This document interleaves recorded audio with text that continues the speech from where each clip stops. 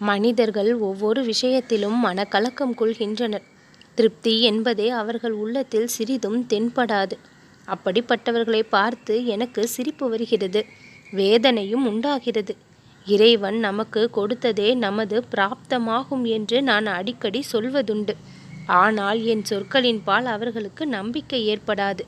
ஒரு மண்குடத்தில் நீர் நிறைய ஊற்றி வைத்தாலும் ஒரு சிறிய ஓட்டை ஏற்பட்டு நீர் முழுவதும் வெளியேறிவிடும்.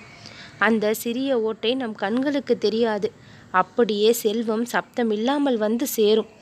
யானை விழுங்கிய விளாம்பழத்தைப் போலவே போகவும் செய்யும்.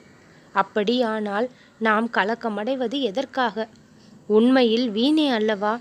அப்படி திருப்தி இல்லாத கலக்கம் ஞானத்தை பெறுவதற்காக பரமார்த்திக விஷயங்களை கொண்டிருந்தால் அவர்களுக்கு தெரியாமலேயே எனக்கு சமீபமாவார்கள். நானும் கூட முயற்சி இல்லாமலேயே அவர்களிடம் சென்று விடுவேன்.